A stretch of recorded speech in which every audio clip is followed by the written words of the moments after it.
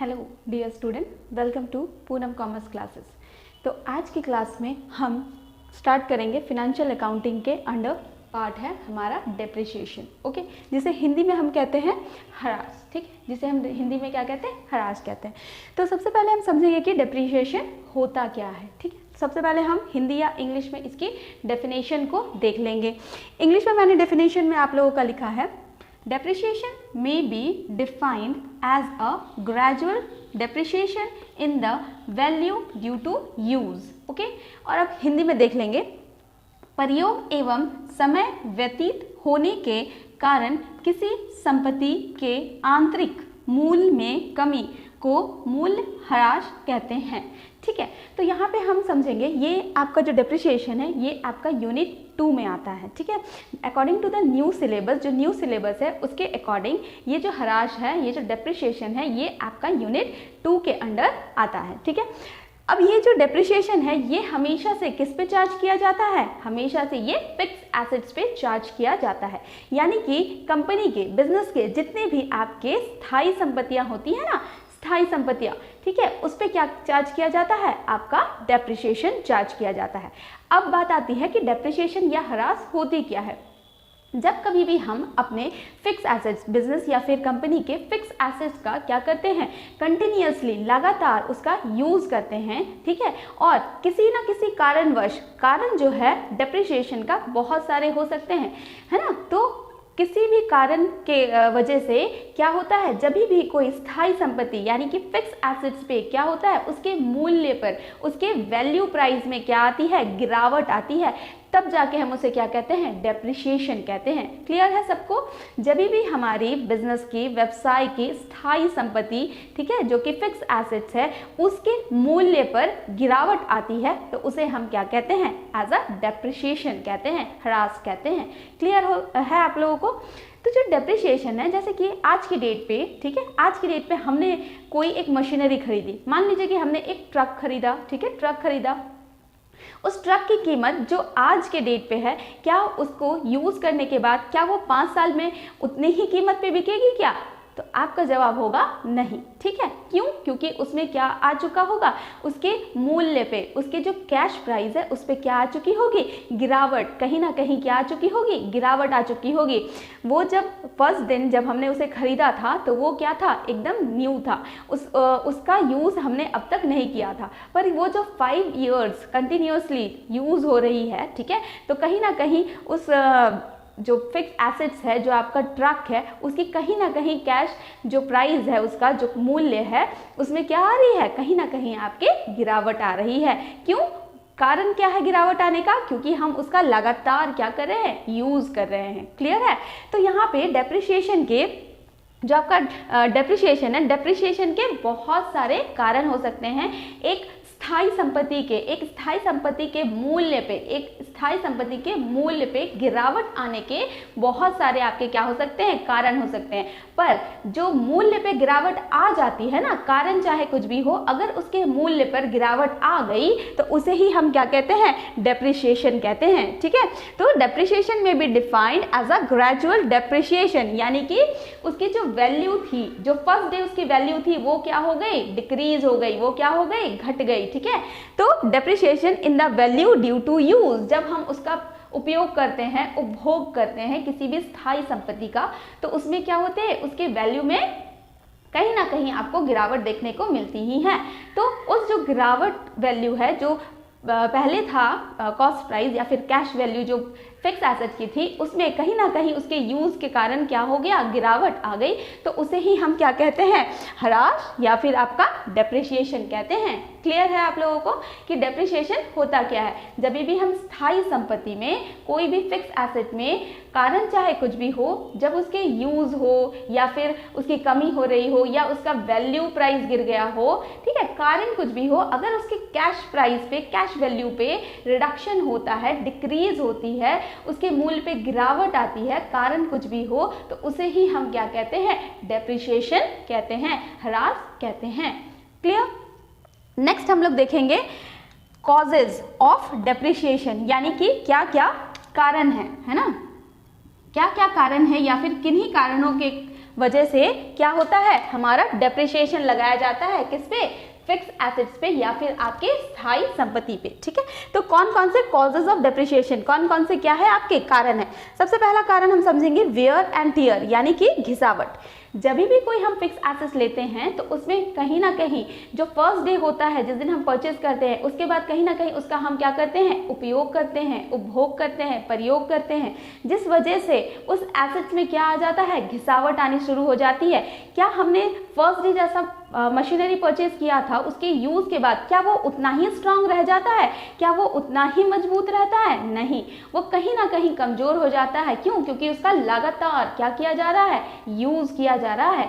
इस वजह से क्या होता है, उसके मूल्य में क्या आ जाती है, गिरावट आ जाती है। तो सबसे पहला वेयर एंड टेयर, घिसावट, है ना। अगर हम किसी मशीनरी को लगातार यूज किए जा रहे हैं तो वो मशीनरी कहीं ना कहीं जाकर क्या हो जाएगी, कमजोर हो जाएगी, जिसे हम क्या कहते हैं, वेयर एंड टेयर, या फिर हिंदी में घिसावट। तो ये क्या है, कारण है। घिसावट एक कारण है किसका, डेप्रिसिएशन का, ह्रास का। ठीक है, जिसकी वजह से किसी भी एसेट्स के वैल्यू में क्या आ जाती है, गिरावट आ जाती है। क्लियर है।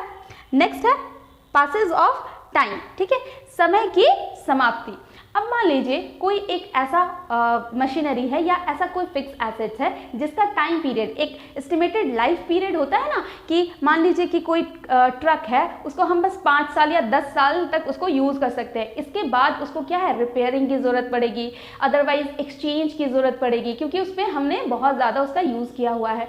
तो यहाँ पे क्या होता है, जैसे जैसे समय बीतता जाता है उसके वैल्यू पे तो कमी आती ही जाती है, साथ में क्या होता है, उसका जो टाइम पीरियड है या फिर जो एस्टिमेशन ऑफ टाइम है कि वो इतने साल तक चलेगी, वो जब समय क्रॉस कर जाता है तब वो क्या हो जाता है, तब वो यूज करने के लायक नहीं बचता है। ठीक है, तभी भी हम क्या कहते हैं कि हमारे फिक्स एसेट्स पे क्या आ गया है, ह्रास आ गया है या फिर डेप्रिसिएशन हो गया है। क्लियर है।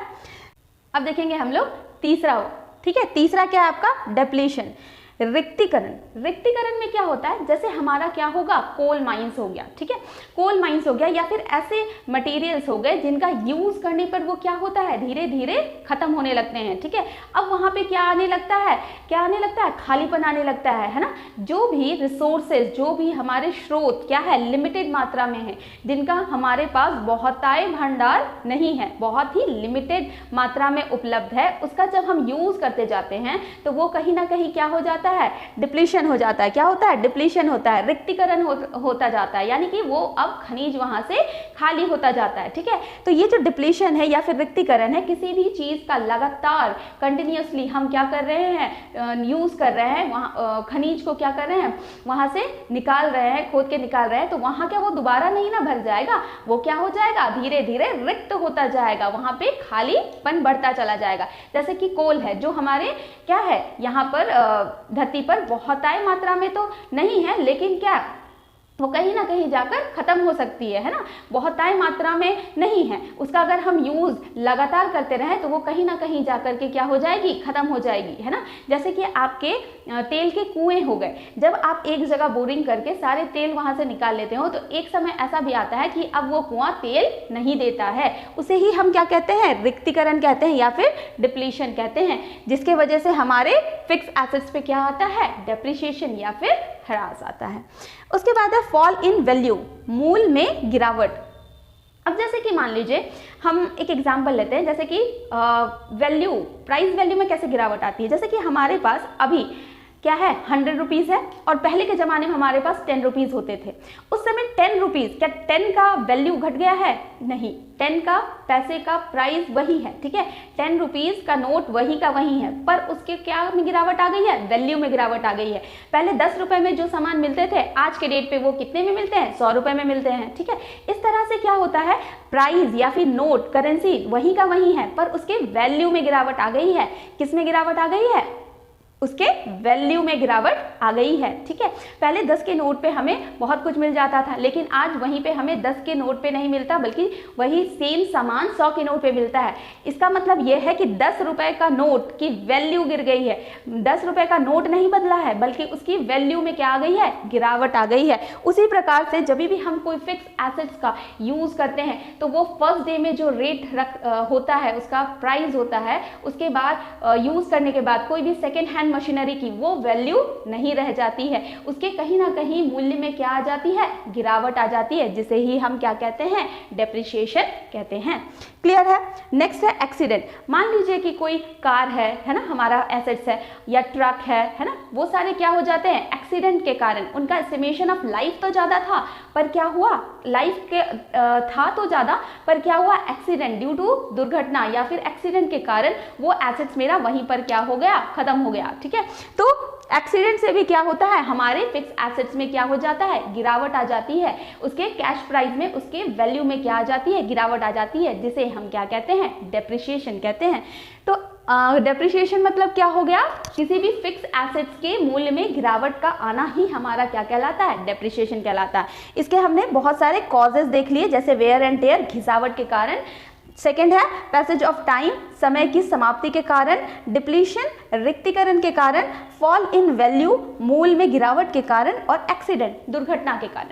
तो यहाँ पे मैंने आप लोगों को 5 कॉजेज लिखे हैं, हो सकता है कि इससे अधिक भी आपके कॉजेज हो। यहाँ मैंने कुछ ही कॉजेज आपको बताए हैं, कुछ ही कारण बताए हैं, जिसके कारण से किसी भी फिक्स एसेट्स पे, स्थायी संपत्ति पे क्या आ सकती है, उसके मूल्य पे गिरावट आ सकती है। और किसी भी स्थायी संपत्ति या फिर फिक्स एसेट्स के मूल्य पे, कैश प्राइस पे, कैश वैल्यू पे रिडक्शन होता है, या उसकी वैल्यू डिक्रीज हो जाती है, रिड्यूस हो जाती है, तो उसे ही हम क्या कहते हैं, डेप्रिसिएशन कहते हैं। आई होप कि आप लोगों को डेप्रिसिएशन या ह्रास का मतलब समझ में आया होगा। तो अब हम आगे देखेंगे, हमने क्या क्या देख लिया। सबसे पहला डेप्रिसिएशन क्या होता है, ह्रास क्या होता है, वो देख लिया। दूसरा हमने क्या देखा, क्या कारण है या फिर क्या कॉजेज है, क्या कॉजेज है डेप्रिसिएशन होने के।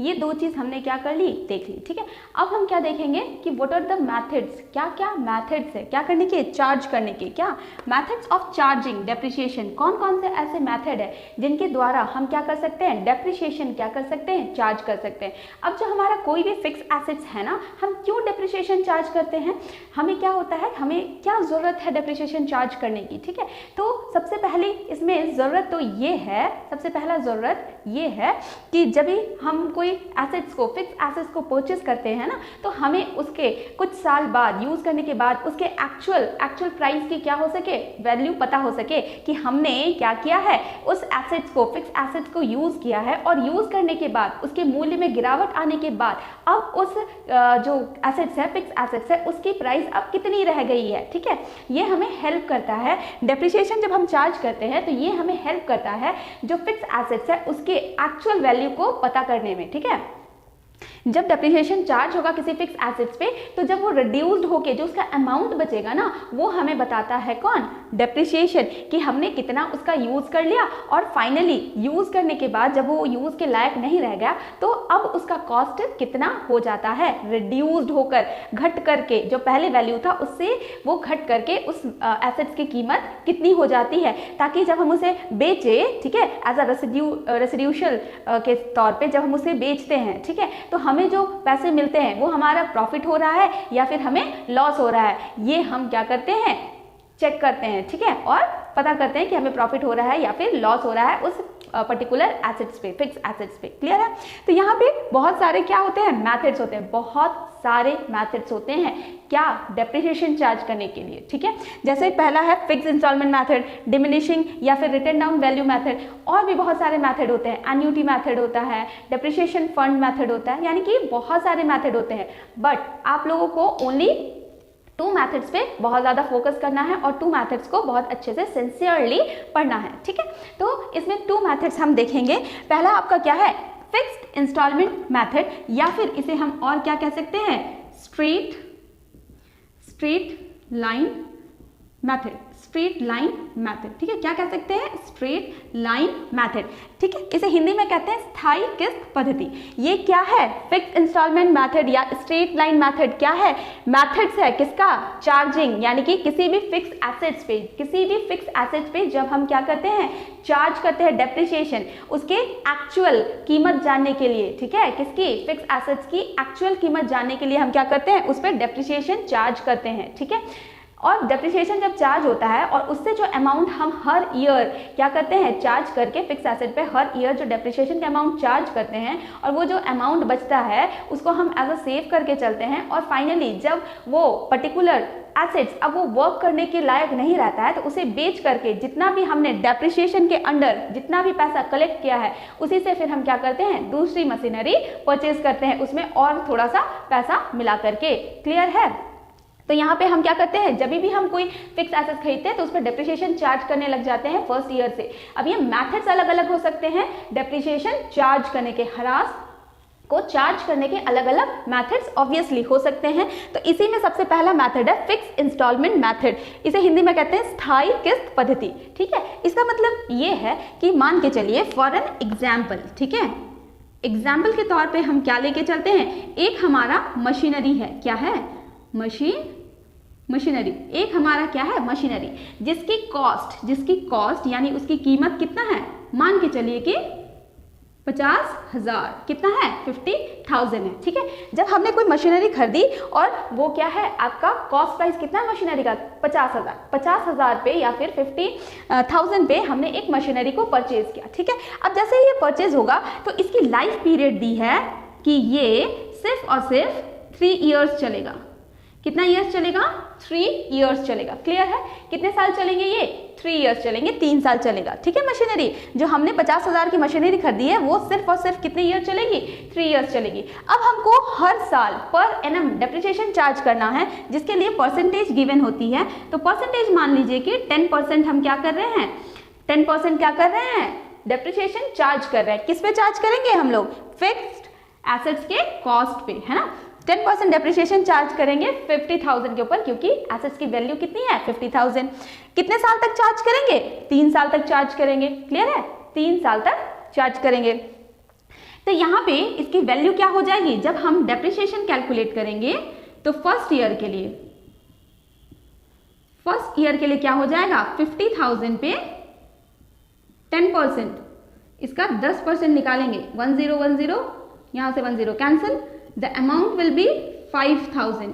ये आपका क्या है, डेप्रिसिएशन है। ये जो आपका 5,000 निकला ये आपका क्या है, डेप्रिसिएशन है। जब हम फिक्स इंस्टॉलमेंट मेथड या फिर स्ट्रेट लाइन मेथड से चलेंगे या स्थायी किस्त पद्धति से चलेंगे तो ये क्या निकलेगा, हमारा जो हमारा मूल्य है ना, मशीनरी का मूल्य है, उसी पे हम क्या करेंगे, चार्ज करेंगे। कितना परसेंटेज दिया है, 10% हमने निकाला तो ये हमारा कितना आ गया, 5,000। अब ये जो हमारा 5,000 निकला है ना, ये जो हमारा अमाउंट 5,000 निकला है, जब हम फिक्स्ड इंस्टॉलमेंट मेथड कर रहे हैं तो ये हमारा क्या हो जाएगा, अगले 2 साल के लिए, अगले और 2 साल के लिए, ये 3 साल तक हमें बनाना था, अगले और 2 साल के लिए हमारा क्या हो जाएगा, इतना जो अमाउंट है डेप्रिसिएशन का ये क्या हो जाएगा, फिक्स्ड हो जाएगा। क्या हो जाएगा, फिक्स्ड या फिर स्थायी हो जाएगा। क्लियर है, फिक्स इंस्टॉलमेंट मेथड में या स्थायी किस्त पद्धति में क्या हो जाएगा, हमें सिर्फ फर्स्ट ईयर ही निकालना होता है कॉस्ट प्राइस पे डेप्रिसिएशन जो कि आपका परसेंटेज गिवन होगा अगले 2 साल तक, है ना। फर्स्ट ईयर हमने निकाला 5,000,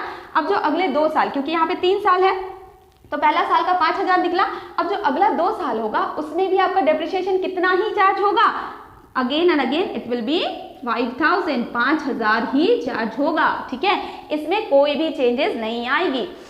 ठीक है, तो जो फिक्स इंस्टॉलमेंट मेथड है इसके अंडर हम एक बार ही क्या करते हैं, डेप्रिसिएशन चार्ज करते हैं और फिर ये जो अमाउंट हो निकल के आता है पहले ईयर का, यही आपका क्या होता है, जितने ईयर तक चलेगा ये फिक्स्ड रहेगा, स्थायी रहेगा।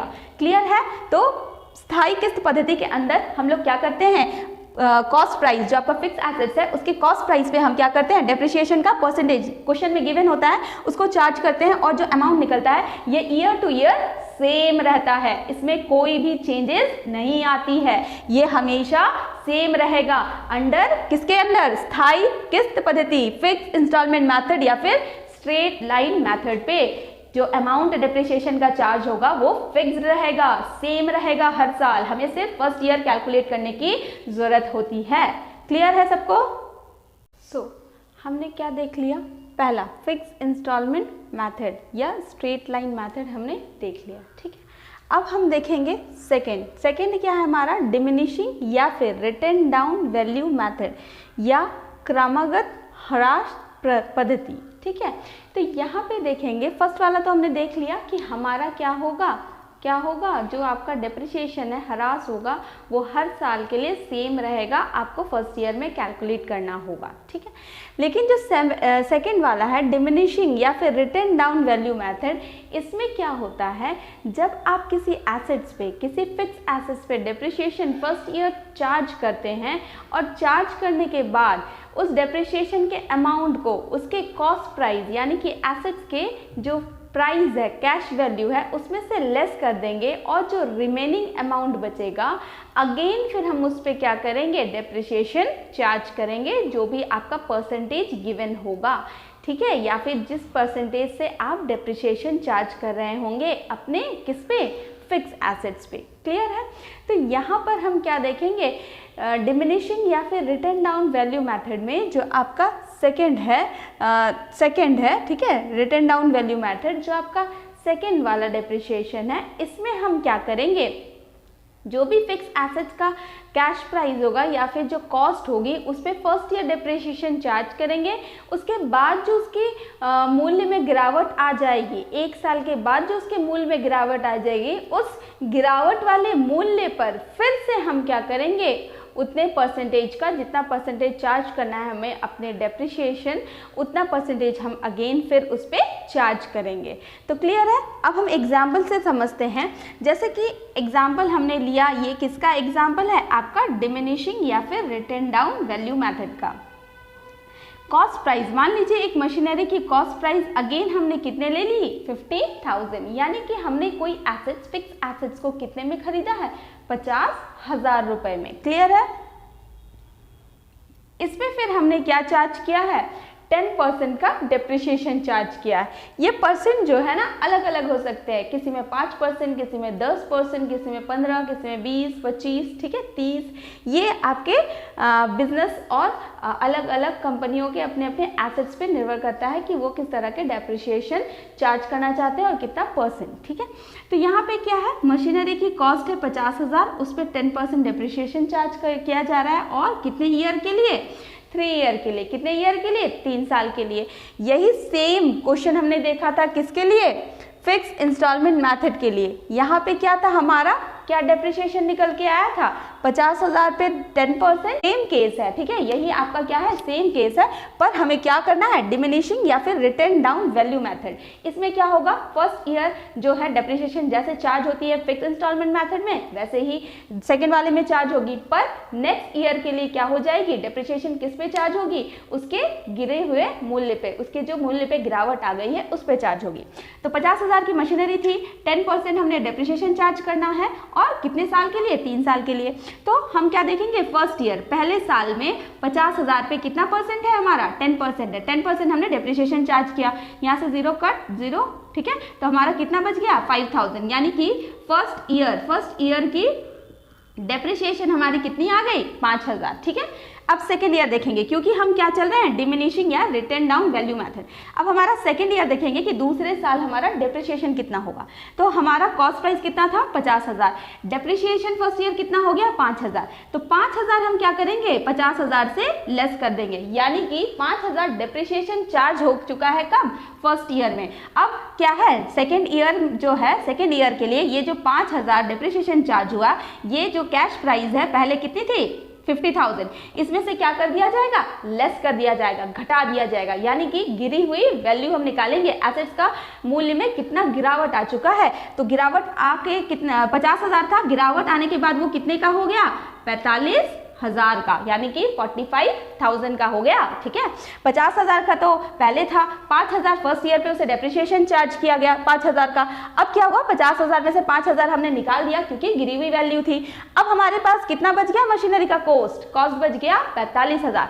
अब हम चार्ज करेंगे इस पे कितना, 10%। तो 10% जब हमने चार्ज किया 45,000 पे 10%, तो हमारा सेकेंड ईयर का डेप्रिसिएशन कितना निकल के आया, 4,500। ये हमारा सेकेंड ईयर का डेप्रिसिएशन है, 4,500 रुपए।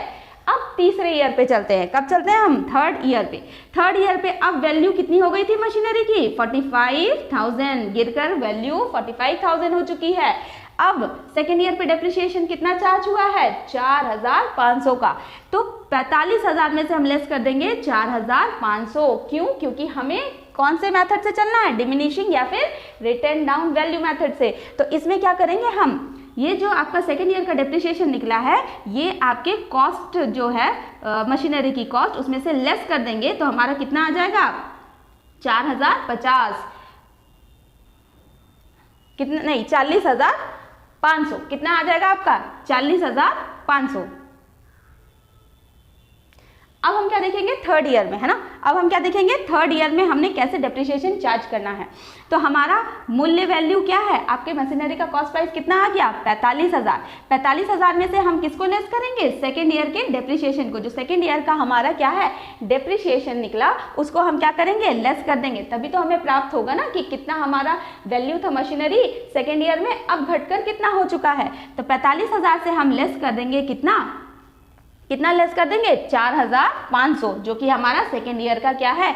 सेकेंड ईयर का डेप्रिसिएशन है। तो जो पहले 50,000 की मशीनरी थी वो सेकेंड ईयर आते आते 45,000 की हो गई। अब 45,000 में से हम कितना लेस कर देंगे? 4500, ठीक है। 4500 लेस कर देंगे तो हमारे पास क्या निकल के आ जाएगी? मशीनरी की कॉस्ट निकल के आ जाएगी। कौन सी वैल्यू? रिड्यूस्ड वैल्यू या फिर रिटन डाउन वैल्यू, जो गिरावट आने से आ गई है। तो ये हमारा कितना हो जाएगा? 40,500।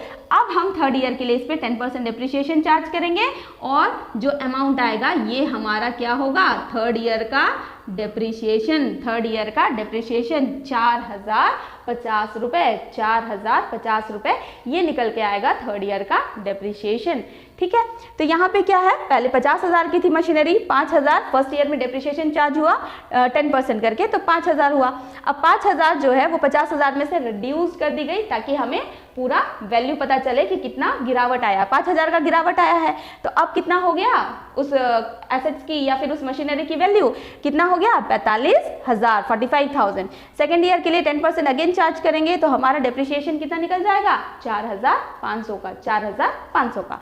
अब 4,500 थर्ड ईयर के लिए जब हम डेप्रिसिएशन चार्ज करेंगे तो रिड्यूस्ड वैल्यू कितनी थी? 50 से घट के 45,000। 45,000 में से अब हम लेस करेंगे सेकेंड ईयर का डेप्रिसिएशन, दैट इज 4,500। 4,500 को जब 45,000 है ना, 45,000 में से 4,500 को जब लेस करेंगे तो हमारे पास 40,500 आएंगे, ठीक है। 40,500 आएंगे। इस पे 10% का हम क्या करेंगे? अगेन डेप्रिसिएशन चार्ज करेंगे तो हमारा आंसर निकल के आएगा 4,050 रुपए थर्ड ईयर के लिए क्या हो जाएगा? डेप्रिसिएशन हो जाएगा, ठीक है। तो ये था हमारा फिक्स इंस्टॉलमेंट मेथड और डिमिनिशिंग या फिर रिटन डाउन वैल्यू मेथड। इन दो प्रक्रियाओं से हम क्या करते हैं? डेप्रिसिएशन चार्ज करते हैं हमारे फिक्स एसेट्स के ऊपर, ठीक है। फिक्स एसेट्स पे हम क्या करते हैं? कैलकुलेट करते हैं कि कितना डेप्रिसिएशन चार्ज किया गया है। तो ये दो मेथड आई होप कि आप लोगों को अच्छे से क्लियर हो गया होगा, ठीक है। और आज यहीं तक रखते हैं। नेक्स्ट क्लासेस में फर्दर हम इसको और डिटेल्स में डिस्कस करेंगे, इसके प्रैक्टिकल क्वेश्चंस को, ओके। इसके प्रैक्टिकल क्वेश्चंस या जो न्यूमेरिकल्स है वो हम लोग इस पे क्या करेंगे? बनाएंगे, नेक्स्ट क्लास में सॉल्व करेंगे और अंडरस्टैंड करेंगे कि कैसे ये वर्क करता है, ठीक है। थैंक यू स्टूडेंट, एंड इस चैनल को लाइक, शेयर एंड सब्सक्राइब करें। Thank you all.